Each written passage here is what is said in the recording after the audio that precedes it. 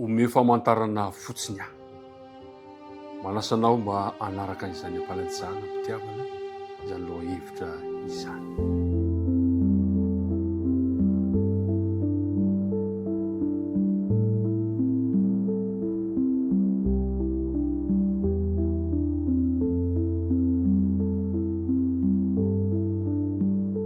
Miaraba antsika rehetrarehetra indray tafahoana somatsara amin'ity andro vaovao ity. Miarabanao amin'ny anaran'i Jesosy Kristy tompontsika ary misaotra anao amin'ny fahafozan-tena, fanoloran-tena, fandavan-tena manaraka ity fandarana ity.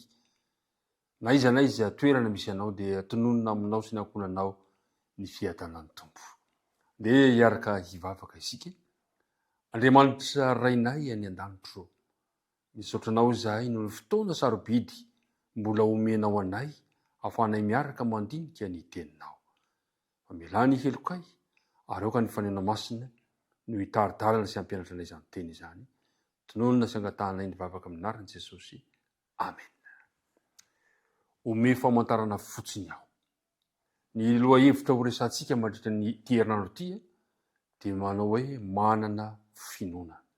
Ka ny andininy natao tadiana teo amin'ny bokin'ny Hebreo 12 ka ny andininy voalohany manao hoe ary ny finoana ny fahatokiana ny amin'ny zavatra antenaina, fanehoana ny zavatra tsy hita. Izay no andininy natao tadiana fohy, tsotra, inona fa ao ambavantsika mandritra ty herinandro ity. Ny loha hevitra izay ho resantsika androany dia hoe ome famantarana fotsiny aho. Ny famantarana moa dia marika izy io na fampisehoana miavaka omena mba hanamafisana hafatra anankiray famantarana. Angamba mety efa nandre olona ny laza ianao manao hoe raha afaka nahitany ranomasina mena ny sokatra na manamlatsaka na i Jesosy nampianatra sy Jesosy nampahiratra ny jamba dia nino aho? Na angamba mety ianao mihitsy nefa mba nieritreritra toy izany. Ry mpiara-midinika namana, nahoana tokoa moa no tokony ho mora kokoa amintsika amin'izao andro iainantsika ankehitriny izao ny anam-pinoana no ireo olona fahiny tamin'ny andron'ny Baiboly. Tadio tsara fa tsy mba nanana Baiboly manontolo ny Israelita, tsy mba nanana ny tantara voarakitra antsorana toy ny amin'izao fotoana izao izy ireny, fa saingy izao nanana finoana an'Andriamanitra izy ireny. Famantarana, samy mitady famantarana avokoa ny taranaka mifandimby. Ary ankehitriny koa dia manana an'izany koa isika, betsaka ny olona mitady famantarana. Inona moa ny famantarana izay mba hitantsika nataon'i Jesosy? Dia mba hijery ohatra tsika amin'ny filazantsarany Jaona 2 dia hitantsika ao ny nampidiny Jesosy ny rano ho divay taokana. Dia izao ny voalaza amin'ny 9:10, Jaona 2 ka ny 9:10.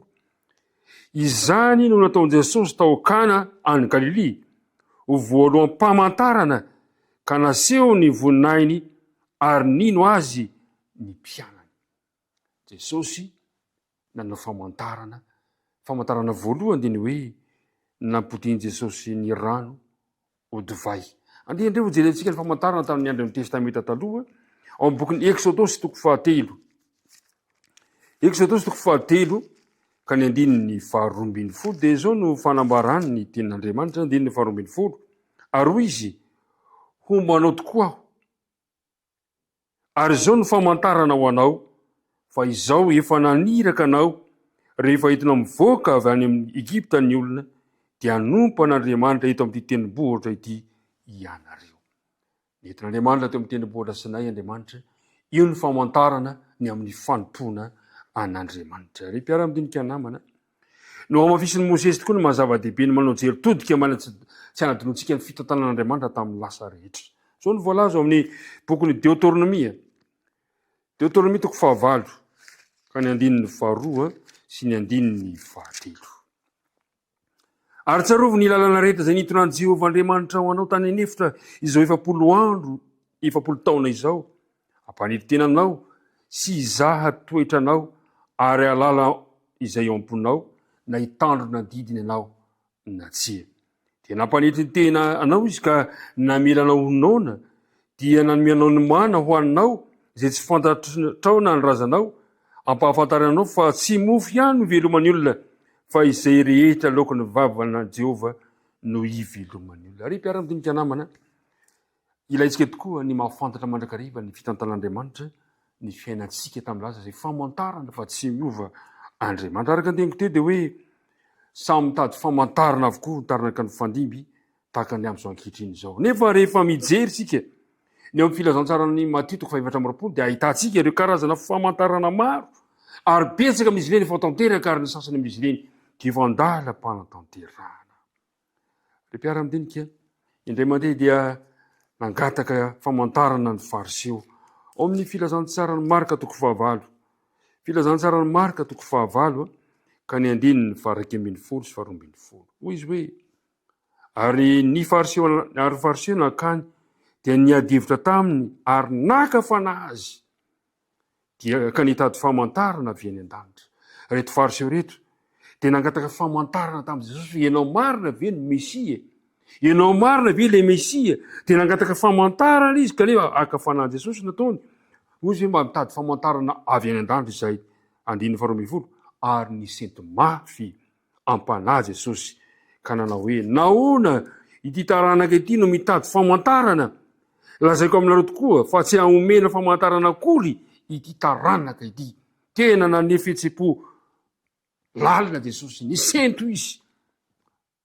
Azo lazaina hoe tezitra Jesosy amin'izany toy zavatra izany. Ry mpiara-midinika namana, aoka isika tsy ampisento amin'i Jesosy noho ny tsy fananantsika finoana. Aoka isika tsy tady famantarana, tsy ireny famantarana ireny nefa ny tena nilain'ny Jiosy. Tsy izany ny tena tokony ilain'ny Jiosy fa tsy mitondra soa azy izany, fa ny tena ilainy dia ny fanavaozana ara-panahy. Ry mpiara-midinika, ny lazain'i Jesosy dia izay voalaza amin'ny filazantsarany Jaona. Jaona 2:20, filazantsarany Jaona 2:20 ka ny 9:20. Teny nataon'i Jesosy tamin'ny Tomasy, fa misy fitahiana ho an'ny olona izay tsy mitady famantarana, misy fitahiana omenan'ny olona ho an'izay mino kanefa tsy mahita izy. 2:20 manao hoe, hoy Jesosy taminy, satria nahita ianao dia nino, sambatra kosa izay tsy nahita nefa nino. Isika izao no azo lazaina hoe tsy mahita nefa mino izy. Tohizo ny finoana an' Jesosy na dia tsy mahita azy. Aza mitady famantarana. Efa nomen'Andriamanitra antsika ny famantarana tany aloha tany. Fa amin'izao ankehitriny izao, sambatra kosa izay tsy nahita nefa mino. Ny vahaolana zany dia izao, ny finoana an' Jesosy. Andriamanitra ane hitahy ianao androany, ka na dia tsy mahita azy ianao, dia mino fa eo izy, tsy mahafoy, tsy mahasaraka anao. Hombanao izy amin'ity tontolo andro. Tendeha ary hivavaka isika. Andriamanitra ry be fitiavanao, hifanarao famantarana tokoa ianao tamin'ny lasa rehetra. Ary misy ny famantarana eny amin'izao andro farany izao, izay efa tanteraka eo anoloanay, ampy inonay anao ireny Andriamanitra.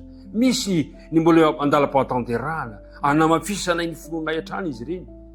Kanefa na izany aza, ampio izahay mba ino na dia tsy mahita aza, satria ny finoana dia fanehoana ny zavatra tsy hita, fahatokiana ny zavatra antenaina. Matoky izay Andriamanitra fa amin'ity androany ity dia ampiasa ny finoanay izahay. Tononona ny vavaka amin'anaran'i Jesosy.